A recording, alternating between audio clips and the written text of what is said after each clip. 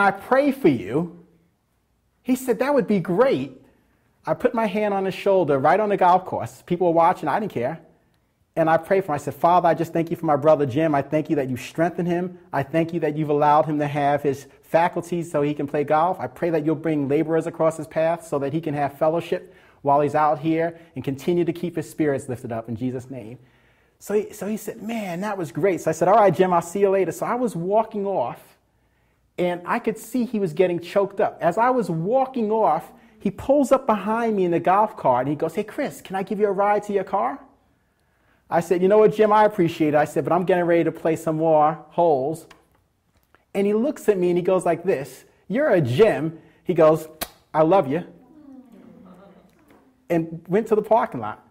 I go to the first tee. I'm getting set up to play a few more holes. I have this eerie feeling that somebody's looking at me. I turn around, and he was sitting in the parking lot with his hood up.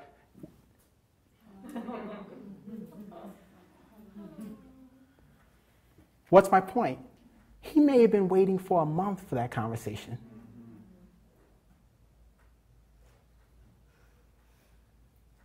Most men don't have anyone that they can just be raw with.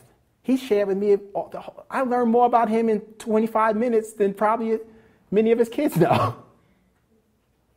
See, I live in a family full of matriarchs. If you go to my aunt's house for Thanksgiving, there'll be 25 women and 4 men.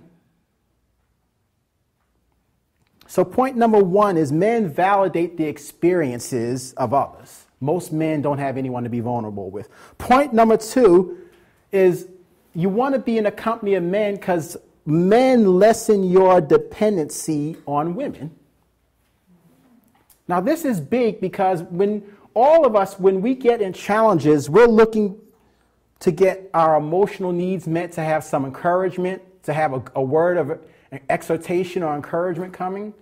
But the dangerous scenario is that if you only have women and you're a man and you only have women to get that from, then it's almost inevitable that the lines are going to get crossed and it's going to get sexual. Then you're going to have all these sexual liaisons and all the baggage that comes with that, whether it's unwanted pregnancy, whether it's emotional baggage, whether it's people hating you, whatever it is. So men lessen the dependency of women. So if you're going to become a man who matters, you're going to have to, and I'm going to say this emphatically, at times force yourself to be in community with men. It's not natural. And think about it. You have to make time to be in community. You have to reach out to people. You have to email. You have to text. You have to make an investment. So point number 2 is men lessen your dependency on women. Point number 3, as it relates to why you want to be in community with men, if you're going to become a man who matters, is you have to realize that male friends can help you when you're in a crisis with women. You see, if you're struggling in your marriage, if you could just have someone who's been married just a little bit longer than you, they can normalize what you're going through. They can tell you, no, this happens. This is what happens when someone's pregnant. This is what happens when a first child comes. This is what happened to me when I got laid off the first time. They can help you when you're in a crisis with women. It's amazing. I think about how much I've learned from my folks. My folks just had their 57th wedding anniversary.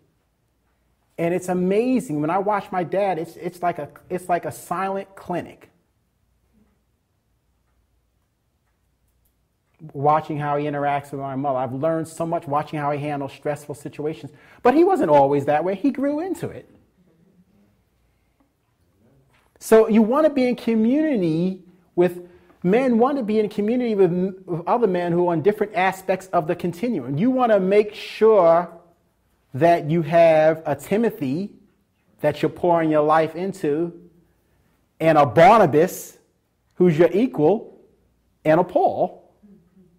If you're lacking one of those three dynamics in a relationship, your life is being shortchanged. You need to have someone that you're mentoring, someone who can hold you accountable, and someone that you can glean from. So if you're going to become a man who matters, you've got to do whatever you can to get those type of dynamics. The easiest one is to mentor. Pour your life into someone else. And don't just share your successes, share your scars. It's very difficult for a man to be mentored by an unscarred warrior. Because we don't want to just hear about all your successes. We want to know how you keep sane, how you make ends meet, what you do when she walked out on you, what you do when you were falsely accused, how you handle that wayward child.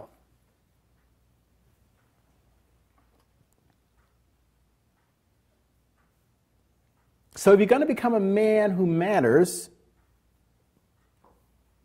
you want to make sure you're in community with other men. The last point I've already alluded to, but when you're in community, actually two more points, when you're in community with other men, they can minimize loneliness. It's amazing. Guys will go belly up to the bar. They go to the gym. They'll go to the golf course. It's unbelievable in those settings how quickly men can bond. I was in the Hamptons recently, and one of the ladies was sharing. It was so funny because all the guys went to go play golf, and all the women stayed home by the pool and were talking. And the women learned more about their husbands from listening to the experiences of the other women than they had learned from their husbands directly.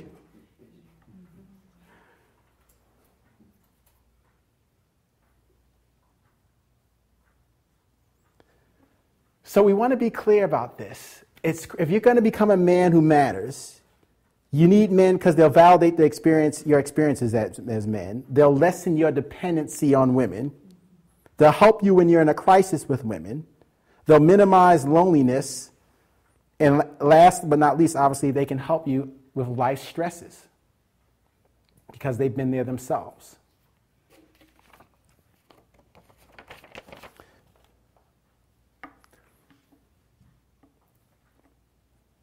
Now, it's important. Let me make a couple of I have a series of comments I'm going to make, but let me just start out with this. What starts out as a miss for a man becomes a fog for his family.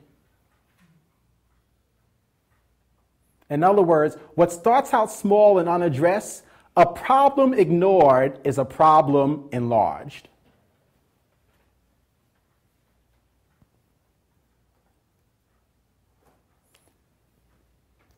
So anything that a man can do, his family can do, his resources can do to help him, his community can do to help him early on, the better.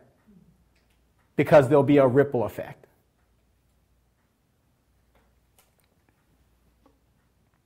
I've shared this many times, but have you ever noticed that nowhere in the Bible do you read about blind women?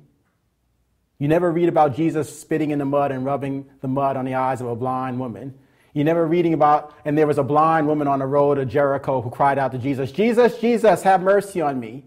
You never read about blind women, but you do read about blind men. Because if Satan can blind the vision of a man, it's not just 1-for-1, it's 2-for-1. The wife and the husband. It's 3-for-1, the wife, the child, and the husband. It's 5-for-1. And any man who loses his vision becomes a menace to society. So men are on the hit list. Christian men are on the hit list of Satan because there's so much bang for the buck. If he can destroy their testimony,